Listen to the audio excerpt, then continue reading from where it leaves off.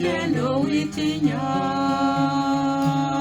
Yesu ari imbere yawe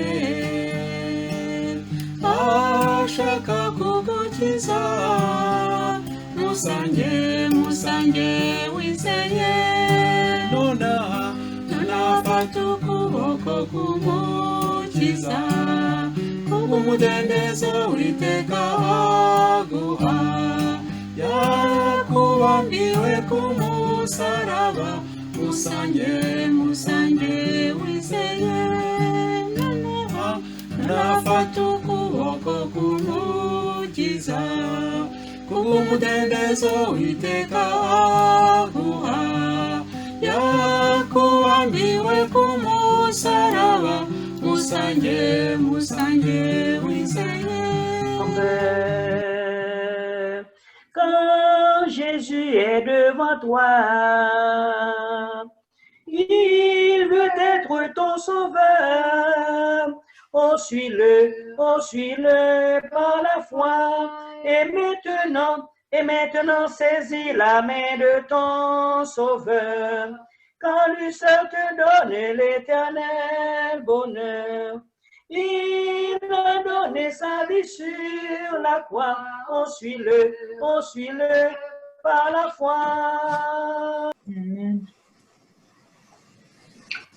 Nous recevons toujours des souhaits et des promesses souvent non tenues à la fin de l'année. Très souvent, nous restons accrochés à ces promesses et soupirons à leurs applications. Hari igihe usanga ibyo dushaka kugeraho tubikomeje ndetse tukifuza yuko nabyo byakorwa rwose. Et alors, si nous nous fions aux promesses des hommes qui n'ont aucun contrôle du lendemain, qu'en est-il de celle de Jésus qui nous promet de nous amener au-delà d'une pluie d'étoiles? Niba noneho ibyo abana b'abantu baharanira kugeraho ushobora kubyizera noneho iby'Imana byo twabyizera gute? Alors, sa promesse est certaine et véritable. Alors, accrochez-vous. Iby'Imana isezeraniye ni by'ukuri tugomba kuyinambaho kugira ngo dushobore kubibona. Cette promesse, frères et sœurs, c'est une pincée de sel qui donne une certaine saveur à notre espérance chrétienne. N'amasezerano azana rwose uburyohe mu byo Yesu yadusezeraniye. La promesse de nous amener au-delà d'une pluie d'étoiles. Amasezerano yadusezeraniye kuzatujyana mu ijuru. En 1979, on célébrait le 100e anniversaire de la naissance d'Albert Einstein, l'un des plus grands savants et physiciens de tous les temps. Muri 1979 twabonye umuntu wavutse witwaga Albert Einstein, umuntu wari uzi ubwenge cyane. Dès son jeune âge, il révolutionna tellement le monde scientifique que presque à lui tout seul initia l'ère de la physique relativisme moderne. Ubwo rero umugabo yakoze ibintu bikomeye cyane byerekeranye n'ubunyabugenge. Un résultat de la théorie générale de la relativité d'Einstein est qu'aujourd'hui, nous pouvons considérer l'univers d'une manière différente. Ukurikije ibyo yavuze rero icyo gihe isi ntabwo tuyibona nka mbere, tuyibona ukundi ukurikije uko ibyo Einstein yakoze cyangwa n'ibyo yavuze. Einstein détermina que les champs gravitationnels des étoiles et les autres matières de l'univers impriment une trajectoire courbée à la structure même de notre planète. Einstein yagiye avuga yuko rero inyenyeri n'ibindi bintu biri mu ijuru bigenda bikururwa ni ibindi binyasi cyangwa se ibyogajuru Imana yaremye. Ayant la certitude qu'elle n'est pas plane, les savants actuels font des calculs et prennent des mesures pour déterminer si la courbe de l'univers est positive ou négative. Ubwo rero icyo gihe abandi bashakashatsi bagiye bareba niba iyi univers cyangwa se amasi hari uko ameze afite uko ameze gushobora gutuma bagenda bapima bakareba uko ayo masi ameze. Après de nombreuses recherches, finalement, il conclut que la Terre est vaste. Nyuma y'ubushakashatsi basanze yuko isi rero ari nini cyane. Il faudrait plus que 20 millions de personnes, chacune mesurant 2 mètres allongées au sol, l'une avant l'autre, pour couvrir une distance égale à l'équateur de la Terre. Bisaba yuko haba miliyoni 20 z'abantu umuntu agiye ku wundi kugira ngo bashobore kuzura isi bangane nuko mbese bayuzuze uko ingana uko isi ingana. Mais comparé à la taille du système solaire, la Terre est toute petite. Ariko ugereranyije nuko izuba ryo ringana isi ni ntoya cyane. Si le Soleil avait la taille d'une balle de ping-pong, 3 cm 8 de diamètre, la Terre serait une particule de poussière face à la distance du Soleil. Niyo izuba ryari rimeze rero ngura mupira kara gapira gato ka ping-pong, ni ukuvuga ko isi yo yabingana n'utuntu duto cyane umuntu yageranya n'udukungugu.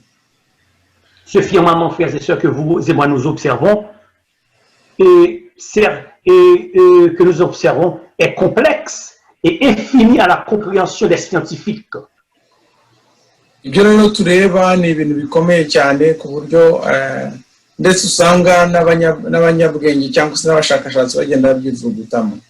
Des recherches ont prouvé qu'il vous faut 6 années, soit 60 milliards de kilomètres pour qu'une fusée traverse la Voie lactée à une vitesse excessive.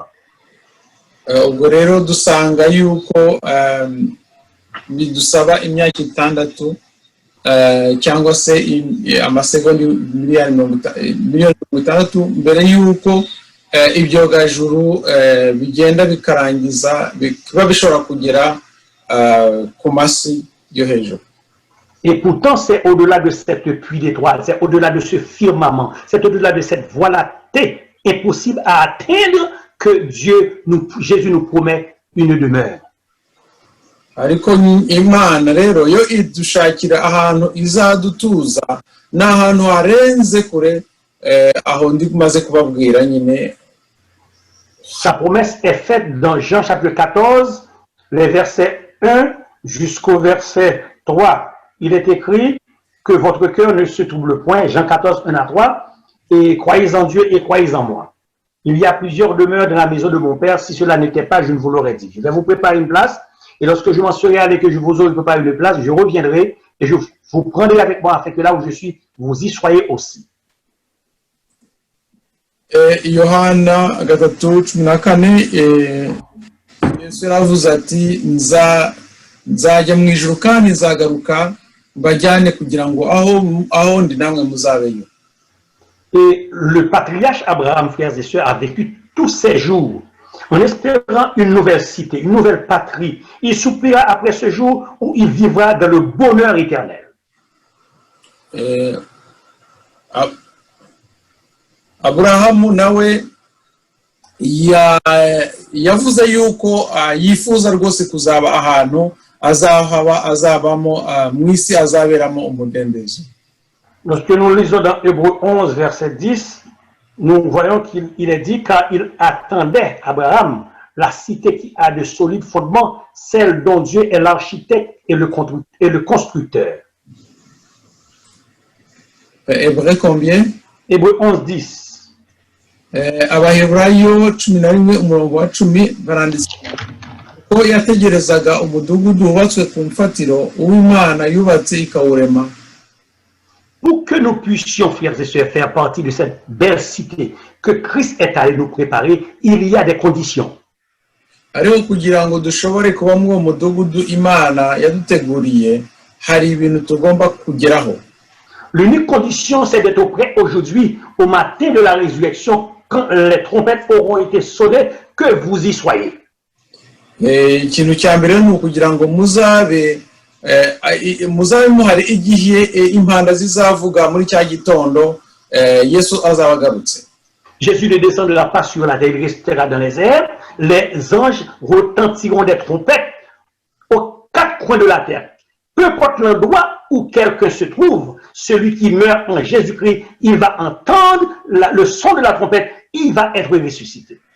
Ngo Yesu yazagaruka hari impanda zizavuga umuntu wapfuye aho yaba ari hose azumva izo mpanda maze azuke. La promesse que Christ nous a faite est certaine et véritable.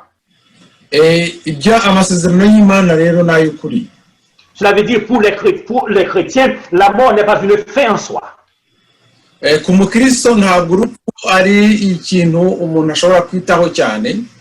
Parce que ceux qui meurent en Jésus aujourd'hui, quand les trompettes retentiront, quand Jésus reviendra, ils ressusciteront avec un corps glorieux. Kubera yuko abapfa ubu ngubu igihe Yesu azazira bazazuka bafite umubiri rwose mwiza. Ils ressusciteront avec un corps immaculé, un corps transformé, un corps adamique avant la chute, avant le péché. Bazazukana umubiri mwiza, umubiri rwose utazira inenge, rwose uzaba utarandujwe n'iyi si. Lorsque nous lisons dans 1 Jean chapitre 3, verset 2, nous allons voir qu'est-ce qui est écrit. Il est écrit, bien-aimés, nous sommes maintenant enfants de Dieu, et ce que nous serons n'a pas encore été manifesté. Mais nous savons que lorsque cela sera manifesté, nous serons semblables à lui parce que nous le verrons tel qu'il est. 1 Jean combien? 3, verset 2. Urwa mbere rwa Yohana gatatu murongo wa kabiri bakundwa ubu turi abana b'Imana ariko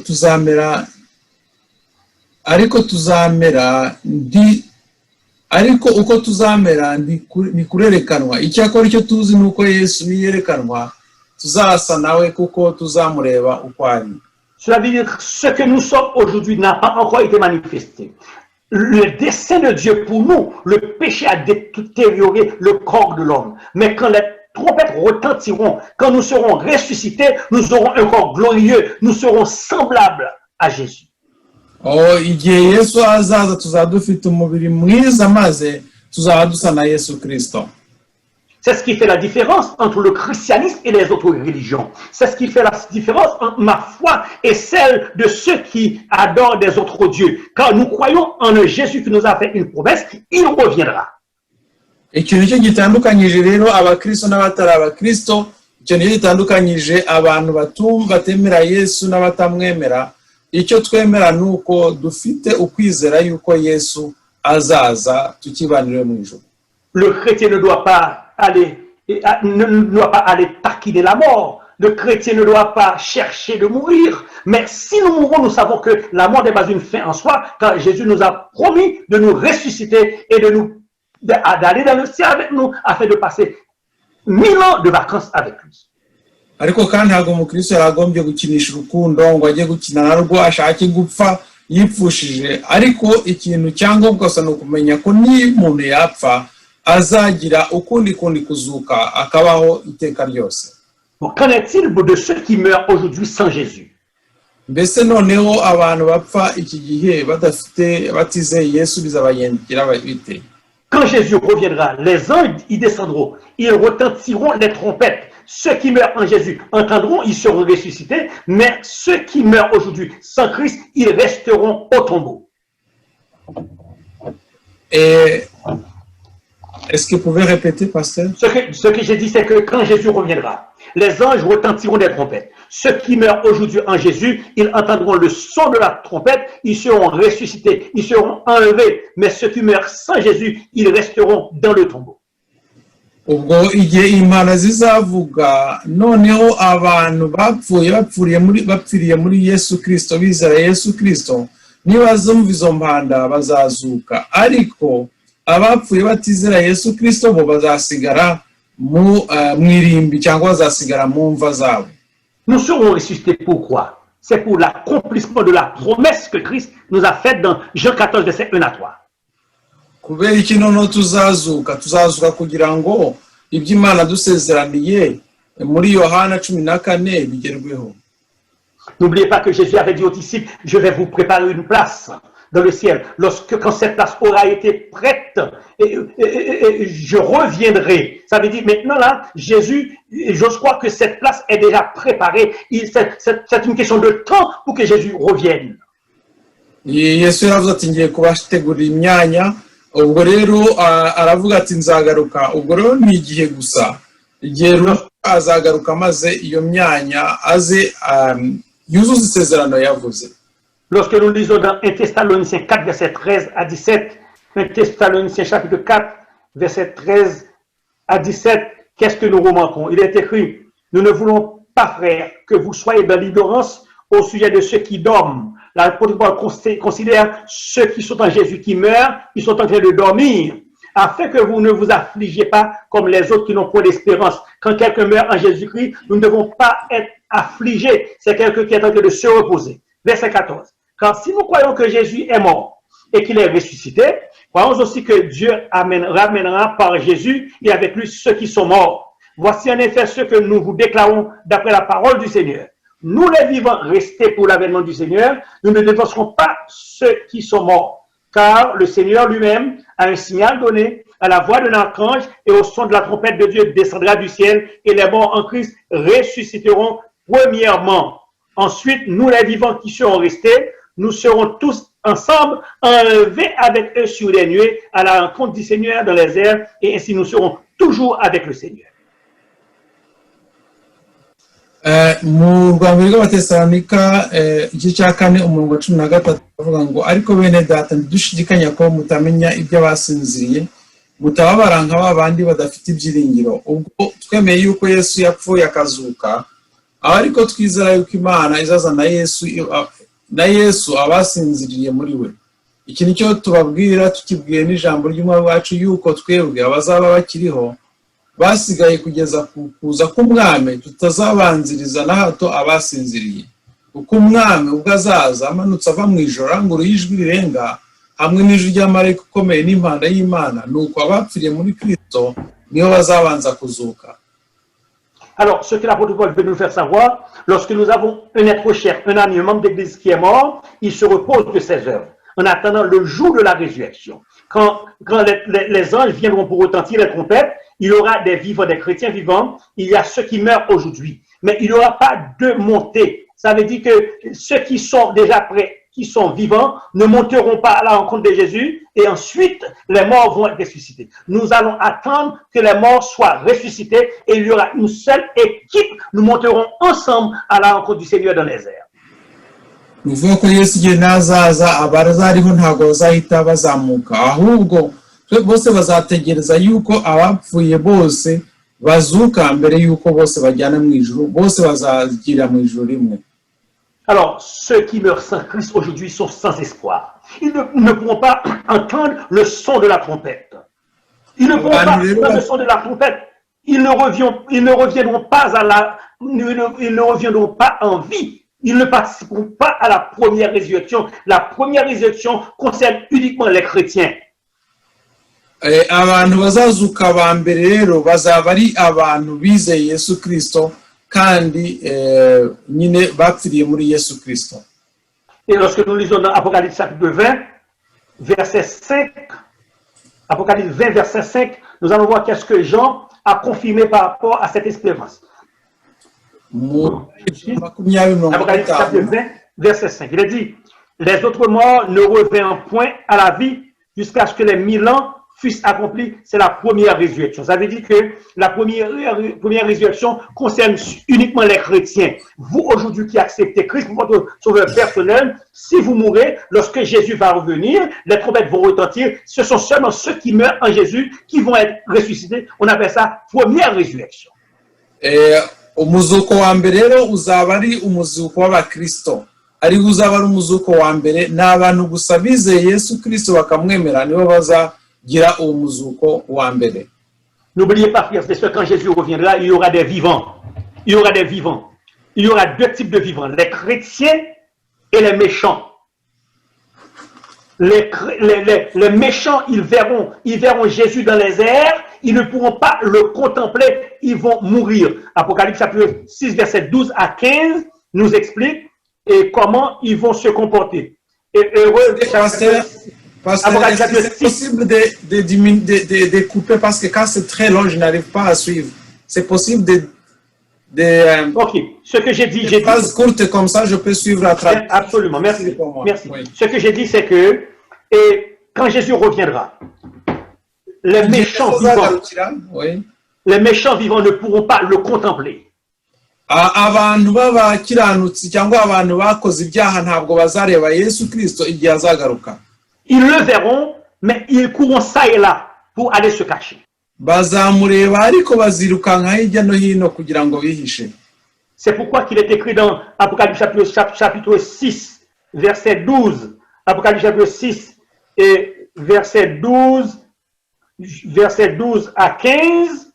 Il est écrit, je regardais quand il ouvrit le 6e sceau, il y eut un grand tremblement de terre. Le soleil devint noir comme un sac de crin, la lune entière devint comme du sang. Et les étoiles du ciel tombèrent sur la terre comme lorsqu'un figuier secoué par un vent violent jette ses figues vertes. Le ciel se retira comme un livre qu'on roule, et toutes les montagnes et les îles furent remues à leur place. Les rois de la terre, les grands, les chefs militaires, les riches, les puissants, tous les esclaves et les hommes libres se cachèrent dans les cavernes et dans les rochers des montagnes. Et il disait aux montagnes et aux rochers, tombez sur nous et cachez-nous devant la face de celui qui est assis sur le trône et devant la colère de l'agneau, car le grand jour de sa colère est venu et qui peut subsister. Ibyahishuwe gatandatu umurongo wa 12 kugeza 17 handitse ngo nuko mbona amena ikimenyetso cya gatandatu habaho igishitsi cyinshi izuba ririrabura ikigunira kiboheshejwe ubwoya ukwezi kose guhinduka nk'amaraso inyenyeri zo mu ijuru zigwa hasi nk'uko umutini iyo unyeganyijwe n'umuyaga mwinshi uragirika imbuto zawo zidahishije ijuru rikurwaho nk'uko bazinga igitabo cy'umuzingo imisozi yose n'ibirwa byose bikurwa ahantu habyo abami bo mu isi n'abatware bakomeye n'abatware b'ingabo n'abatunzi n'abubasha n'imbata zose n'abumudendezo bose bihisha mu mavumo no mu bitare byo ku misozi babwira imisozi n'ibitare bati nimutubweho muduhishe amaso yicaye kuri ya ntebe n'umujinya w'umwami w'intama nuko umunsi ukomeye w'umujinya wabo usohoye kandi ninde ubasha guhagarara adatsinzwe. C'est cela pour vous dire, au retour de Jésus, il y aura deux groupes. Lorsque vous lisez Ésaïe 25, verset 9, il est dit qu'il y aura des chrétiens il y a des chrétiens qui auront été dans les cavernes pour se protéger contre l'agressivité des hommes. Ils sortiront du désert pour sauter de joie afin d'acclamer Jésus. Ésaïe 25, verset 9. Baravuga yuko Yesu naza harazaba hari ibiciro bibiri. Hari abakristo bazaba barihishe mu bivumo n'ahandi hose bazasohoka bavuye mu bwo buvumo kugira ngo bashobore kwakira Yesu Kristo n'impundu bishimye. Alors, ce sont ces vivants chrétiens qui vont attendre les chrétiens mourants qui vont être ressuscités, qui monteront à la rencontre de Jésus dans les airs. Abo rero ni abakristo bazaba barasigaye bakiriza bazima batarapfuye bazategereza abandi bakristo bapfuye bo bazuke noneho abo bazutse bajyanirane hamwe nabo bari basigaye ku isi. Ces chrétiens passeront 1000 ans dans le ciel comme vacances. Abo bakristo rero bazamara imyaka igihumbi mu ijuru bari mu kiruhuko. Dans Apocalypse chapitre 6 verset 12 et 15 nous venons de le lire, les méchants vivants, eux à leur tour, ils verront Jésus, mais ils ne pourront pas le contempler. Ils courront ça et là pour aller se cacher en disant montagne, rocher, tombez sur nous, et ils mourront tous également. Ariko noneho abatarize Yesu cyangwa se abanyabyaha bo Yesu azasanga bakiriho uko bizagenda bo bazihisha bavuga bati nyabuna reka iyi misozi tugwire reka ibitare bitumire nuko bizagerejaho ibyo bitare ntibizamira ahubwo bazapfa noneho bo bose bakongoke bapfe rwose. Par conséquent, si les méchants mourront, les méchants vivants mourront, ils vont rejoindre ceux qui meurent aujourd'hui. Ceux qui meurent aujourd'hui ne participeront pas à la première résurrection. Les méchants vivants vont mourir pour aller trouver ceux qui meurent aujourd'hui. Aujourd'hui, les chrétiens vivants attendront à ce que les chrétiens mourants ressusciteront pour aller dans le ciel, comme on sera la terre. Ukuvuga yuko abazapfa ari abanyabyaha bo bazaguma mu mva zabo bazapfa nyine babe gutyo bategereze hamwe n'abandi bapfuye ubu ngubu ari abanyabyaha ariko abazaba bayizeye Yesu Kristo barapfuye bo bazazuka noneho bajyane mu ijuru n'abakristo bizeye Yesu bo Yesu azasanga bakiriho. Ce mystère a été confié au prophète Jérémie. Lorsque l'Éternel a inspiré Jérémie comment les choses vont se faire, nous lisons dans Jérémie 4, verset 23 à 26, nous allons voir quelque chose. Jérémie chapitre 4, verset 23 à 26. Il est écrit, « Je regardais la terre, et voici, elle était informe et vide. Les cieux et leur lumière a disparu. Je regarde les montagnes, et voici, elles sont ébranlées, et toutes les collines chancellent. Je regarde et voici, il n'y a point d'homme, et tous les oiseaux des cieux ont pris la fuite. Je regarde et voici, le Carmel est un désert, et toutes ces villes sont détruites devant l'Éternel, devant son ardente colère.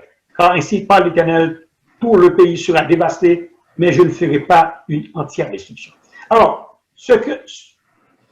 Vas-y donc. Nitegereje isi mbona idafite ishusho kandi iri mu busa n'ijuru naryo nta mucyo rifite. Nitegereje imisozi miremire mbona itigita ndetse n'iyindi yose nayo inyeganyega. Nitegereje mbona nta muntu uhari n'ibisiga byose byo mu kirere byahunze.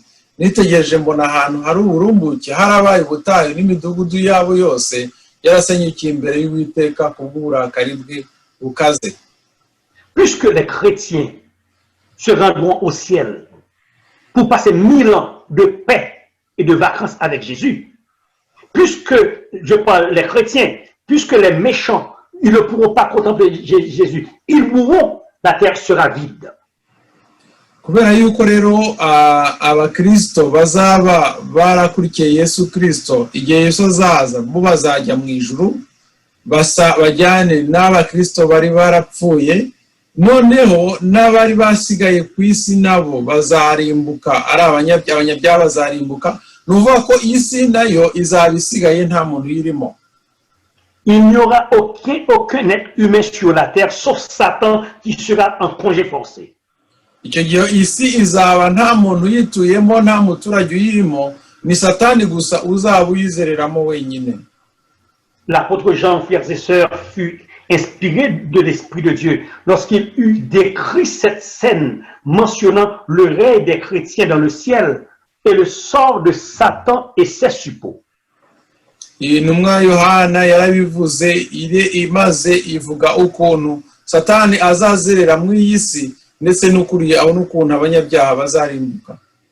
Alors, quel sort est-il réservé à Satan et tous ses adeptes? Noneho mbese ni iki kizaba kuri Satani n'abambari be?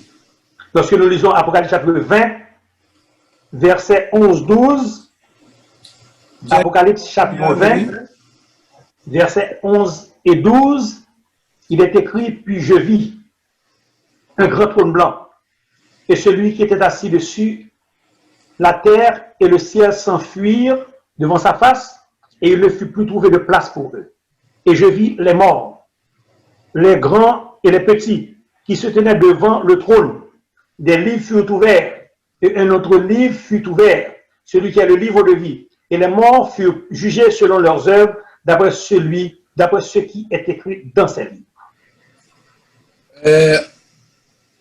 Byahishuwe 20 umurongo wa 11 na 12 handitse ngo mbona intebe y'ubwami nini yera mbona n'iyicayeho isi n'ijuru bihunga mu maso hayo ahabyo ntihaba hakiboneka mbona abapfuye abakomeye n'aboroheje bahagaze imbere y'iyo ntebe nuko ibitabo birabumburwa kandi n'igitabo kirabumburwa aricyo gitabo cy'ubugingo abapfuye bacirwa imanza z'ibyanditswe muri ibyo bitabo zikwiriye ibyo bakoze. Dieu réserve le jugement final pour les méchants.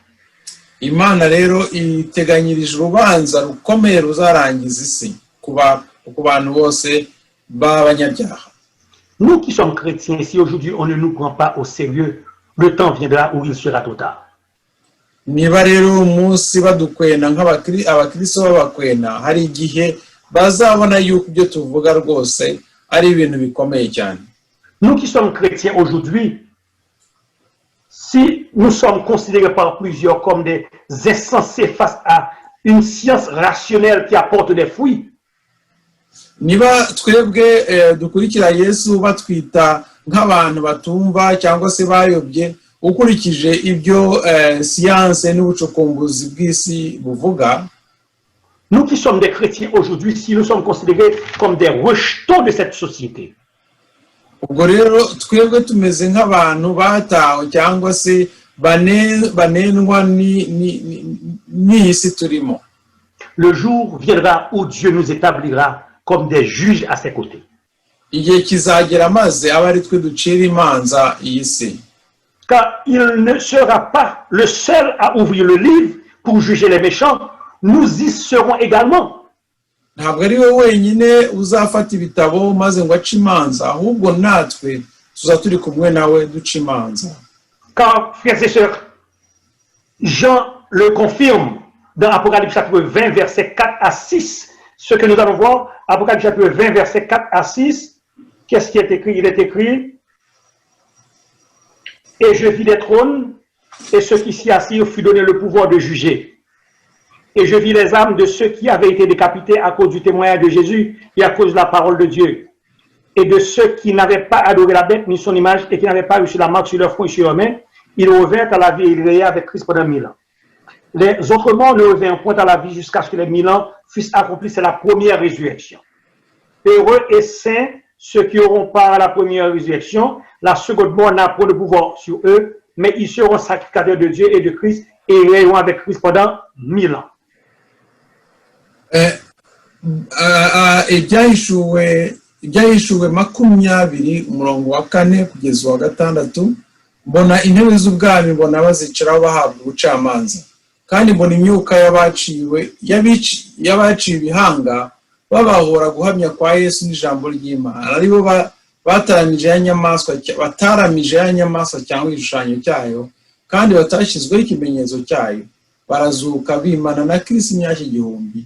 Uwo niwo muzuko wa mbere. Abapfuye basigaye ntibazuka iyo myaka 1000 itarashira.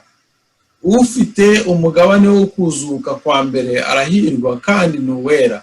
Urupfu rwa kabiri ntirubasha kugira icyo rutwara ameze batyo, ahubwo bazaba batambyi b'Imana Kristo kandi bazimana nayo iyo myaka 1000. Selon ces textes, frères et sœurs, cela peut vouloir signifier nous participerons au jugement des méchants. Iri somo rero yatubwira yuko tuzacira imanza aba. Ce n'est pas seulement Dieu, ce n'est pas seulement Jésus qui va venir avec un livre. Il y aura tous les rachetés. Nous serons autour de Jésus avec des livres pour juger tous les méchants. Tuzaba turi kumwe na Yesu Kristo rero ducira urubanza abanyabyaha. Et lorsque nous lisons dans 1 Corinthiens 6, versets 1 à 3, nous voyons que l'apôtre Paul il a soutenu cet état de fait. 1 Corinthiens chapitre 6, verset 1 à 3. Qu'est-ce que nous voyons?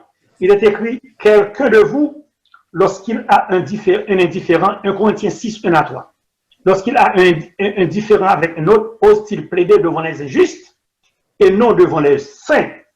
Ne savez-vous pas que les saints jugeront le monde? Et si c'est par nous que le monde est jugé, êtes-vous digne de rendre les moindres jugements? Ne savez-vous pas que nous jugerons les anges et nous ne jugerions pas, à plus forte raison, les choses de cette terre? Iyo umuntu wo muri twe afite icyapfa na mugenzi we, mbese ahangara kuburanira kubakiranirwa ntawuranire kubera ntimuzi yuko abera bazacira ab'isi urubanza, kandi ubwo ari mwe muzacira ab'isi urubanza, ntimushobora no guca imanza z'ibintu bito hanyuma y'ibindi.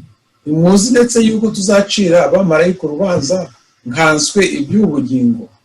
Nuko rero niba mufite imanza zo gucibwa zerekeye ku by'ubugingo, niho igituma mubishyiraho abatagira icyo bihuriyeho n'itorero ngo abe aribo bazica. Lorsque l'apôtre Paul parle ici, il ne fait pas référence à l'idée des saints de l'Église catholique. Mais les saints, c'est vous et moi. Nous qui sommes vivants aujourd'hui, nous sommes considérés comme des saints.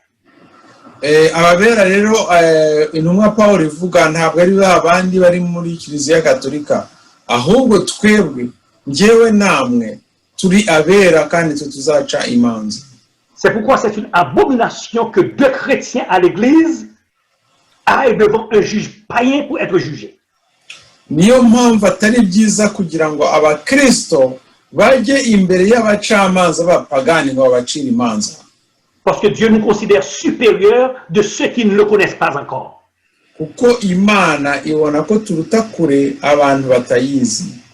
Alors, tandis que nous sommes ici aujourd'hui, tandis que nous serons dans le ciel, pendant les 1000 ans dans le ciel, la terre sera vide, Satan sera en prison. Rero tuzaba turi mu ijuru imyaka igihumbi, isi yo izaba iriho ubusa, Satani ari we wenyine urimo kuyizereramo. Lorsque nous lisons Apocalypse chapitre 20, versets 1 à 3, nous allons voir qu'est-ce que Jean a dit par rapport à la révélation de Dieu. Voilà ce que Jean a dit, Apocalypse 20, versets 1 à 3. Chapitre 20, 1 à 3. Puis je vis descendre du ciel un ange qui avait la clé de l'abîme et une grande chaîne dans sa main. Il saisit le dragon, le serpent ancien qui est le diable et Satan, et il le lia pour 1000 ans. Il le jeta dans l'abîme, ferma et scella l'entrée au-dessus de lui, afin qu'il ne séduisît plus de nations jusqu'à ce que les 1000 ans fussent accomplis. Après cela, il faut qu'il soit délié pour un peu de temps.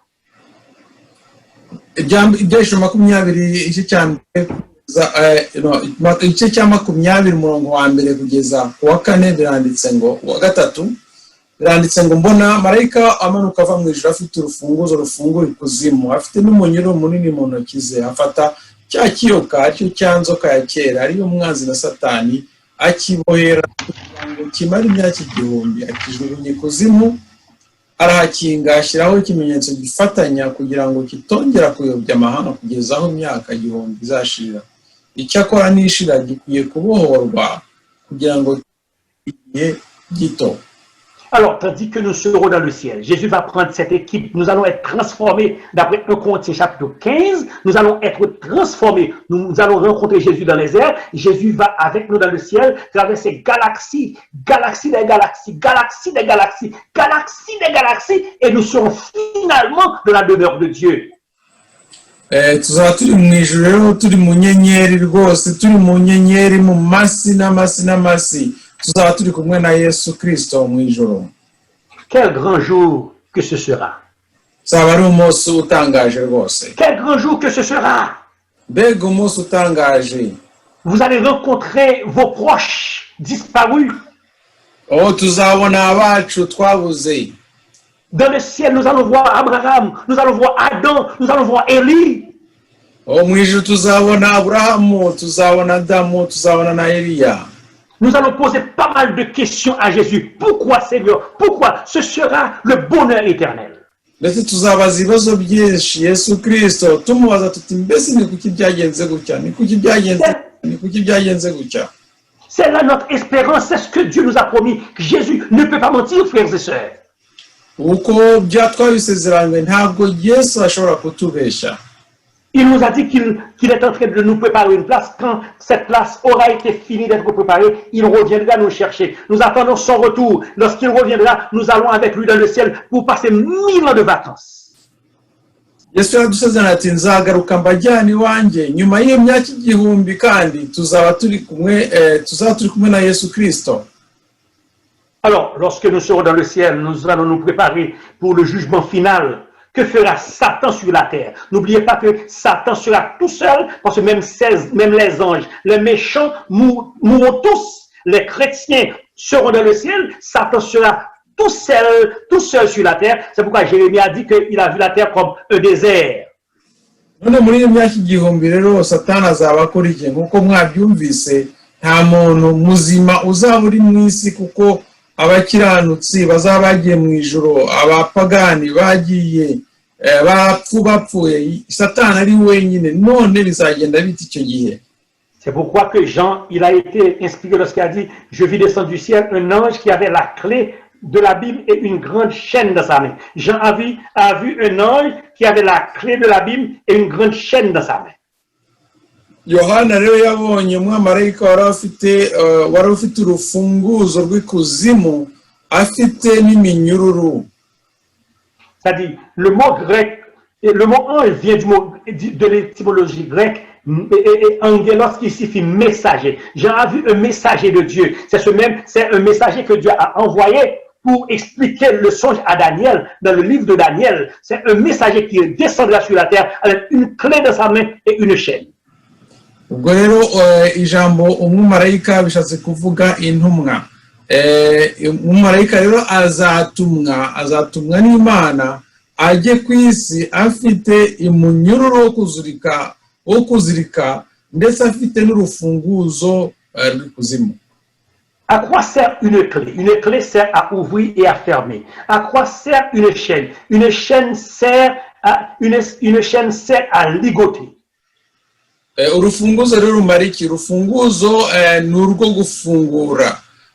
Noneho umunyururu wo umaze iki? Umunyururu nyine ni uwo kugira ngo umuntu awukoreshe afunga umuntu cyangwa ikintu. Une chaîne sert à attacher. Lorsque Jean a vu l'ange, alors n'oubliez pas que pendant que nous sommes sur la terre, pendant que nous serons dans le ciel, Satan sera enchaîné. C'est une prison morale. Satan, c'est un esprit. C'est cette chaîne que Jean a vu l'ange possède dans sa main. Pour Satan, pendant les 1000 ans, Satan sera enchaîné sur la terre. Kuba rero ari wenyine ku isi ni nk'uko yaba nyine afunzwe. Uwo munyururu rero ni umunyururu uzaba ufunze Satani. Icyo gihe azaba azerera ku isi wenyine, izaba ari nk'umunyururu umufunze. Cette chaîne, ce n'est pas une chaîne littérale. C'est parce que Satan n'aura personne pour persécuter, aucun chrétien pour nuire, même ses siens, même les méchants ne seront pas avec lui. Au moins, si les méchants auront été avec lui, il pourra essayer de les parler, de rire avec eux par rapport à des coups salauds qu'il avait fait dans le passé. Alors, il sera tout seul.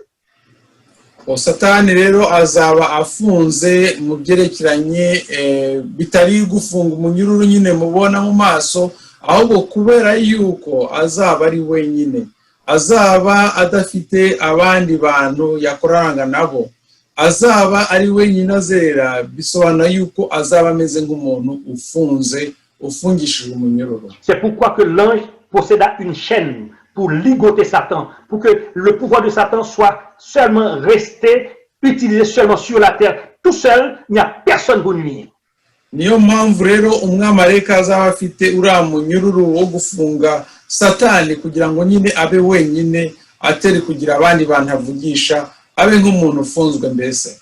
Non seulement il avait une chaîne, Jean a vu que l'ange possédait dans sa main également une clé. À quoi sert une clé? Une clé sert à ouvrir et à fermer. N'oubliez pas, lorsque nous lisons dans Job chapitre 1er, avant que Jésus ait été crucifié à la croix, Satan avait eu le pouvoir d'aller dans le ciel pour visiter. Azaba afite rero kandi n'urufunguzo nk'uko twabyumvise, nuko mbere y'uko Yesu apfa apfira ku musaraba, Satani we yagiye mu ijuru gusura cyangwa se kureba ijuru, yagiye gutambagira ijuru. Avant la mort de Jésus, Satan a eu ce privilège d'aller dans le ciel, de visiter et de retourner sur la terre. C'est pourquoi que lorsque nous lisons dans Job chapitre 1er, nous voyons que Dieu qui posa la question à Satan, où est mon serviteur Job? C'est là que nous voyons que Satan n'avait pas eu de limite pour aller visiter dans le ciel. Satani rero yagendaga azerera no mu ijuru, ndetse mbere yuko Yesu apfira ku musaraba, Satani n'ubundi ngo yari yagiye kwitemberera mu ijuru, nk'uko mubibona muri Yobu, igihe yajyaga kugerageza Yobu, yagiye gutembera mu ijuru, nuko Imana yamubwira uti mbese umugaragu wanjye Yobu ari hehe? Son droit de visite a été interrompu jusqu'à ce que Jésus meure sur la croix. Depuis lors, sa place a été limitée sur la terre. C'est pourquoi que kuva igihe rero Satani igihe Yesu apfiriye ku musaraba, Satani nawe ibintu byo kugiye byo kuzerera mu ijuru byarahagaze, ubu ngubu none gusa azerera ku isi. C'est pourquoi, frères et sœurs, Satan restera seulement sur la terre. Et n'oubliez pas que l'abîme, le mot abîme en hébreu c'est abyssos, qui signifie un espace vide entre deux espaces durs. Lorsque vous tenez sur le toit d'une maison, vous regardez en bas la rue, l'espace qui sépare la rue ainsi que là où vous vous tenez, cet espace, ça s'appelle abîme.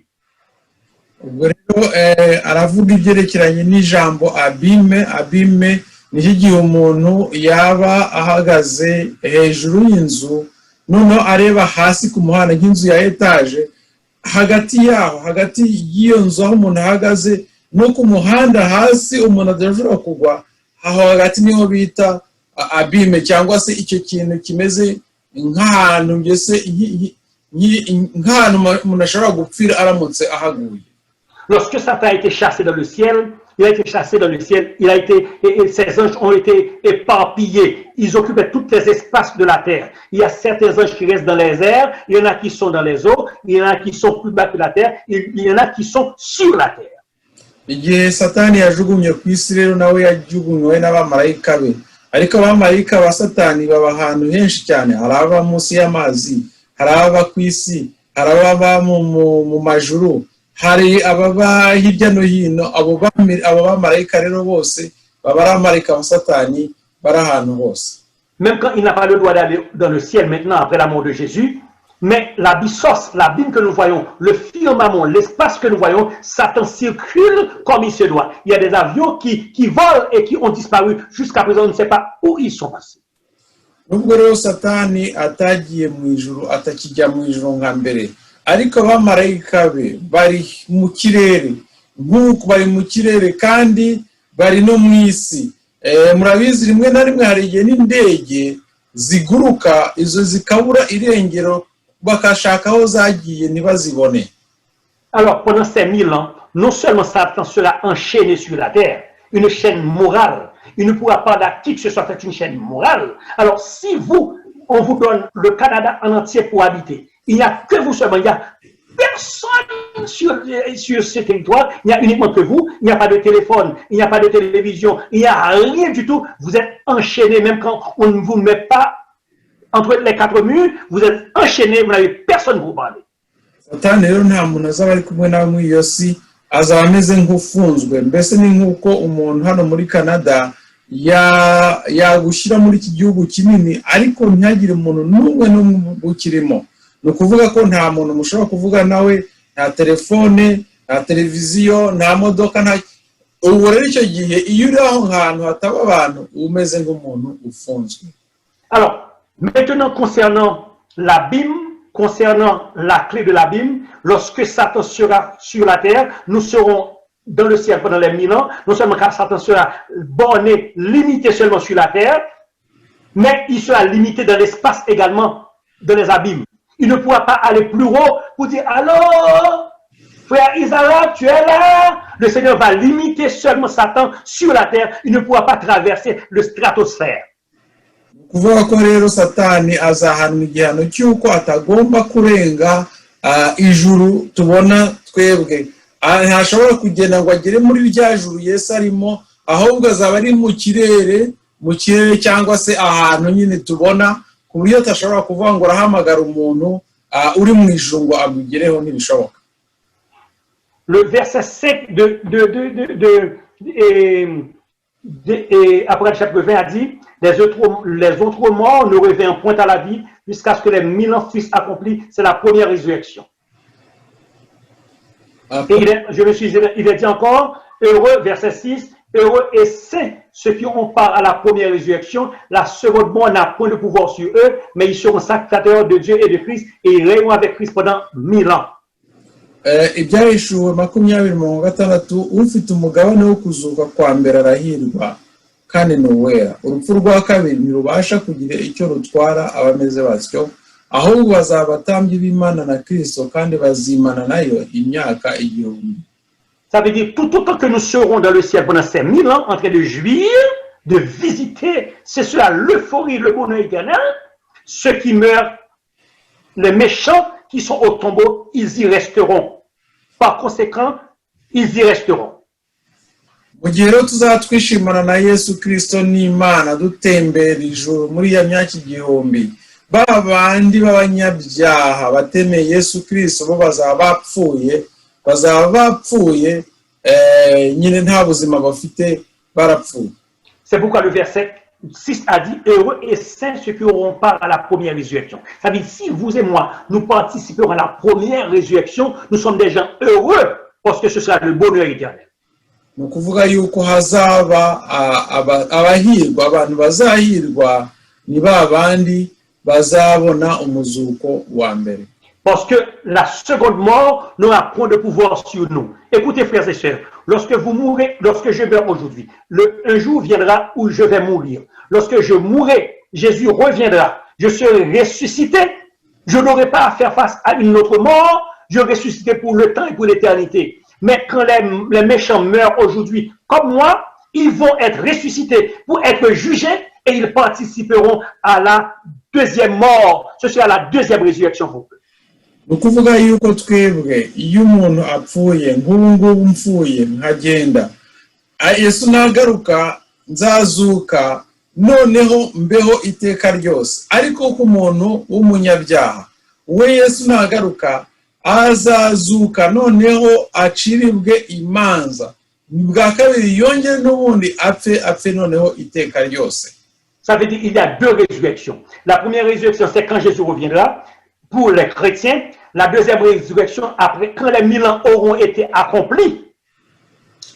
Les méchants, depuis à l'époque de Caïn jusqu'au dernier méchant, ils vont être tous ressuscités. Ce sera la deuxième résurrection. Hazaba imizuko ebyiri. Umuzuko wa mbere ni wa wundi urimo abemera Yesu Kristo, zaba umuzuko w'abakiranutsi.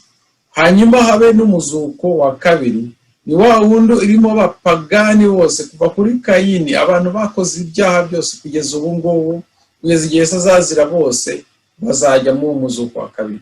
C'est pourquoi il est écrit dans Apocalypse chapitre 20 verset 7, quand les 1000 ans seront accomplis, Satan sera relâché de sa prison et il sortira, verset 8, il sortira pour séduire les nations qui sont aux quatre coins de la terre. Gog et Magog, afin de les rassembler pour la guerre, leur nom est comme le sable de la mer. Et ils montèrent sur la surface de la terre et ils vinrent investir le camp des saints et la ville bien-aimée. Mais un feu descendit du ciel et les dévora. Et le diable qui les séduisait fut jeté dans le temps de feu et de soufre, où sont la bête et les faux prophètes, et ils seront tourmentés jour et nuit au siècle des siècles. Apocalypse chapitre 20, verset 7 à 10. Ibyahishuwe 20 kuva ku murongo wa 7 kugeza wa 10. Imyaka 1000 nishira, Satani azabohorwa ave aho yari abohewe. Azasohoka ajye kuyobya amahanga yo mu mfuruka enye z'isi, Gogi na Magogi, kugira ngo ayakoronize intambara. Ayakoranirize mu ntambara. Umubare wabo ni nk'umusenyi wo ku nyanja. Bazazamuka bakwira isi yose, bagote amahema y'ingabo z'abera n'umurwa ukundwa. Umuriro uzamanuka uve mu ijuru ubatwike. Cela peut vouloir dire, frères et sœurs, quand les 1000 ans auront été accomplis, quand Jésus va redescendre avec la nouvelle Jérusalem qu'il est en train de nous préparer pour l'établir sur la terre, les 1000 ans auront été accomplis, tous les méchants ressusciteront. Ils seront comme des sables de la mer. Ce sera la deuxième résurrection. La deuxième résurrection, c'est pour les méchants. Tous les méchants ressusciteront sur la terre. Satan aura du boulot. Son plan, c'est de s'organiser pour attaquer Jésus qui va venir avec la nouvelle Jérusalem. On appelle cette bataille la bataille d'Armageddon. Ukuvuga yuko nyuma y'imyaka 1000 abakiranirwa abantu b'abanyabyaha bose bazazuka babe benshi cyane nk'umusenyi wo ku nyanja. Nuko Satani atangire abashakishe akora umurimo wo kugira ngo abateranye, kugira ngo bajye kurwanya Yesu Kristo uzaba uri mu bicagarutse. C'est son dernier atout.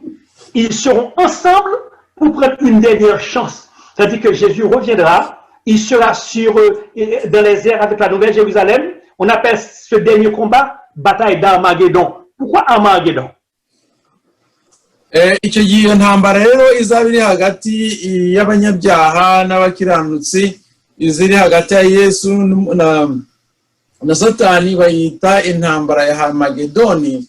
None baravuga bati, apastor aravuga ati, none kubera iki Armageddon? Alors, Armageddon, le mot Armageddon en hébreu signifie terre, Megiddo c'est montagne, c'est un endroit, peu importe le niveau de faiblesse que se trouvait Israël, lorsque Israël était en train de se battre contre une nation, depuis que le peuple arrivait sur cette montagne, la victoire est acquise.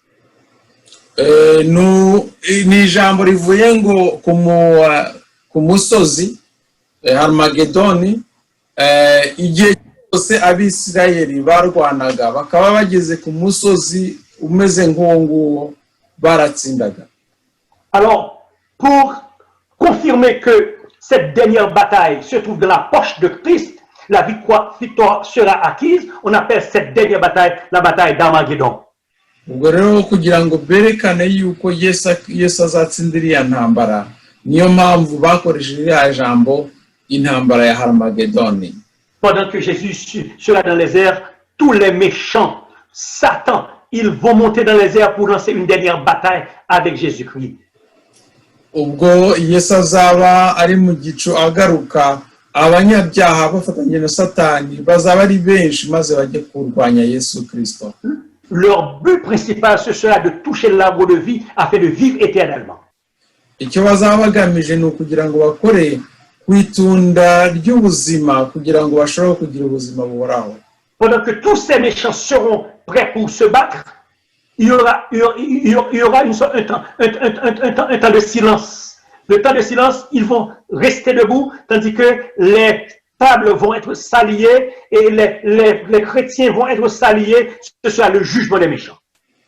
Ni ukuvuga ko igihe bizaba biteguwe gutyo rero hazaba ubuceceka kwa kundi kuzatuma baba Kristo batangira guca imanza barebe ibyo bari abanyabyaha bazabakora.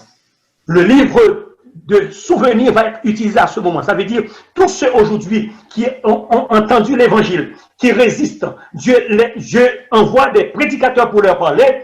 Ils ne veulent pas accepter Christ pour leur sauveur personnel. Ils verront devant eux le passage de leur vie, tous les refus, comment ils ont essayé de se cacher contre la parole de Dieu. Ils verront toute leur vie vont défiler devant eux et ils feront mea culpa, mea maxima culpa. Ils verront que Dieu est trop bon, que Dieu est trop patient, Dieu est trop aimant et un feu descendra du ciel et tombera sur eux. Satan sera brûlé et avec tous ces suppôts, ce sera la fin de tous et de tous.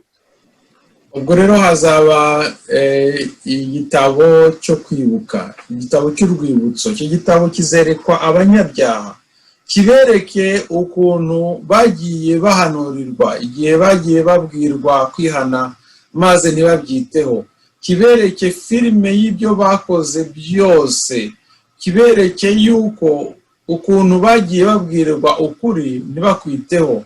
Mbere yuko rero bamaze kwibona babona yuko Imana ari imbabazi, ko nta kintu yakoze itababuriye, nyuma yaho umuriro umanuke ubatwike ubakongore. La terre sera brûlée complètement, carbonisée complètement. La mer sera carbonisée, la terre sera comme du charbon. Isi izakongoka, amazi azakongoka, ibintu byose bizakongoka bimere nk'amakara. Alors, c'est pourquoi que Jean a vu au chapitre 21, verset 1 et verset 2, il a dit que puis, lorsque les méchants auront été détruits, Satan sera détruit complètement, la terre sera carbonisée complètement. Jean a vu, il a dit, puis je vis un nouveau ciel et une nouvelle terre, car le premier ciel et la première terre avaient disparu et la mer n'était plus. Il a dit encore, et je vis descendre du ciel, d'auprès de Dieu, la ville sainte, la nouvelle Jérusalem, préparée comme une épouse qui s'est parée pour son époux. Et j'ai entendu du trône une voix forte qui disait, voici le tabernacle de Dieu avec des hommes. Il habitera avec eux et ils seront son Dieu et Dieu sera avec eux. Nuko mu byahishuwe 21 nyuma y'uko uriya muriro utwika isi hazaba ngo ijuru rishya n'isi nshya, kuko ijuru rya mbere n'isi ya mbere byari byashize n'inyanja yari itakiriho. Mbona ururembo rwa Yerusalemu rushya rumanuka ruva mu ijuru ku Mana, rwiteguye nk'uko umugeni arimbirishirizwa umugabo we. Numva ijwi rirenga rivuye kuri ya ntebe rivuga riti, dore ihema ry'Imana riri hamwe n'abantu kandi izatura nabo bazaba abantu bayo, kandi Imana ubwayo izaba nabo ibihe, Imana ibe Imana yabo. Il y a une doctrine, une dénomination qui prêche un évangile cliché à ce sujet. Ils disent que quand Jésus va revenir, la terre sera telle qu'elle. Les belles maisons que vous et moi nous construisons, ces maisons-là vont être pour eux. Vont être pour eux. C'est-à-dire la terre ne va pas être détruite. Voilà ce qui est écrit dans 2 Pierre 3, verset 10. Hari idini ryigisha ibyerekeranye na kuriya kurimbuka, ariko bavuga bati amazu meza yubatse meza yo ntabwo azarimbuka, ahubwo niyo tuzaturamo. Ariko ibyo ntabwo ari byo. Reka dusome mu rwa kabiri rwa Petero. Voilà ce qui est écrit dans 2 Pierre chapitre 3 verset 8 à 13. Rwa kabiri rwa Petero iki cya gatatu umurongo wa 13. Mais il est une chose, bien-aimés, que vous ne devez pas ignorer, c'est que devant le Seigneur, un jour est comme 1000 ans. Et 1000 ans sont comme un jour. Le Seigneur ne tarde pas dans l'accomplissement de la promesse, comme quelques-uns le croient, mais il use de patience envers vous, ne voulant pas qu'aucun périsse, mais voulant que tous arrivent à la repentance. Verset 10. Le jour du Seigneur viendra, comme un voleur. En ce jour, les cieux passeront avec fracas, les éléments embrasés se dissoudront, et la terre avec les œuvres qu'elle renferme sera consumée. Puisque donc toutes ces choses doivent se dissoudre, qu'elles ne doivent pas être la sainteté de votre conduite et votre piété. Tandis que vous attendez et hâtez l'avènement du jour de Dieu, à cause duquel des cieux enflammés se dissoudront et les éléments embrasés se fondront. Mais nous attendons, selon sa promesse, de nouveaux cieux et une nouvelle terre où la justice habitera. Petero rwa Petero igice cya gatatu umurongo wa 9 kugeza wa 13 yanditse ngo, umwami Imana ntitinza isezerano ryayo nk'uko bamwe batekereza yuko iritinza, ahubwo itwihanganira idashaka ko hagira n'umwe urimbuka, ahubwo ishaka ko bose bihana. Ariko umunsi w'umwami wacu uzaza nk'umujura, ubwo ijuru rizavaho hakaba n'umuriro ukomeye, maze ibyishingiro ibyo byose birameshwa bikayengeshwa no gushya cyane, isi n'imirimo irimo bigashirira.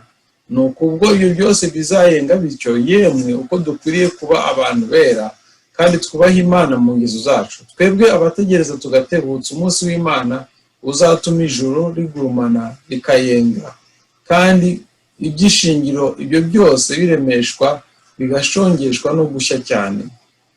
Quand cette nouvelle patrie, cette nouvelle Jérusalem que Jésus est en train de nous préparer, descendra et s'établira sur cette terre, le texte Apocalypse 21 verset 4 a dit, il essuiera toute larme de leurs yeux et la mort ne sera plus.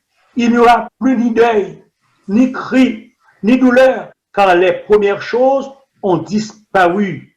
Je veux dire, lorsque Jésus va établir son royaume sur la terre, après les 1000 ans, nous vivrons éternellement dans le bonheur, sans être malades, sans la souffrance, sans la maladie et sans la mort. Nyuma y'imyaka igihumbi rero izanagura amaremo yose ku maso, urupfu ntabwo ruzaba rukibaye ukundi. Ni ukuvuga ko nyuma ya biriya bintu byose twavuze, nta rundi rupfu ruzongera kubaho, kandi nta ndi marira, nta bindi byose. Alors, frères et sœurs, il y a de quoi de s'accrocher à cette promesse. Bakundwa rwose ni byiza ko unamba ku Mana. Il y a de quoi d'être chrétien, frères et sœurs. Ni byiza cyane rwose kuba umukristo. Il y a de quoi d'accepter Christ pour son sauveur, pour notre sauveur personnel. Ni byiza cyane kugira ngo twemere Yesu nk'umukiza wacu. Dieu n'est pas un homme pour mentir, ni un fils de l'homme pour se repentir. Ntabwo Imana ibeshya, ntabwo imeze nk'umuntu kugira ngo ibeshye. Ce qu'il a dit, il le fera. Ibyo yavuze kandi izabikora. Jésus va revenir. Yesu azagaruka. Il nous promet de nous amener dans le ciel pour 1000 ans de vacances. Itwemereye yuko rwose tuzamara imyaka igihumbi twibereye mu kiruhuko. Mais c'est pour seulement ceux qui auront été ressuscités de la première résurrection. ariko aba bantu bazajya mu kiruhuko ni abantu bazaba barazutse ku muzuko wa mbere. Pour que vous soyez ressuscités, c'est aujourd'hui qu'il faut faire la paix avec Jésus. Kugira ngo mugire umuzuko wa mbere mugomba kugirana amahoro n'Imana. Il faut l'accepter pour notre sauveur personnel. Tugomba kuyemera nk'umukiza wacu. Si nous mourons dans un péché, c'est dur et c'est triste, nous ne pourrons pas faire partie des rachetés. Tutabyemera ntabwo tuzaba muri bariya abantu bazakizwa. La question à se poser, est-ce qu'il y a quelqu'un qui n'a pas encore fait ce saut de paix avec Jésus? Ikibazo umuntu ashobora kwibaza ati mbese muri twe haba hari abantu batariyunga n'Imana? Si vous ne l'avez pas encore fait, c'est le moment d'y penser. Très important de rassurer votre vie éternelle. Mais si vous mourrez sans vous faire baptiser, si vous mourrez sans accepter Christ pour votre sauveur personnel, ce sera dur pour vous quand Jésus reviendra. Bizabibabaje rwose ko umuntu ashobora gupfa atiyunze n'Imana, apfuye ataremera Yesu nk'umukiza wayo, umukiza we. Ni byiza rwose kugira ngo tubikore maze tudapfa tutariyunga n'Imana. Je ne sais pas pour vous. Moi, quand Jésus reviendra, je veux aller dans le ciel avec lui.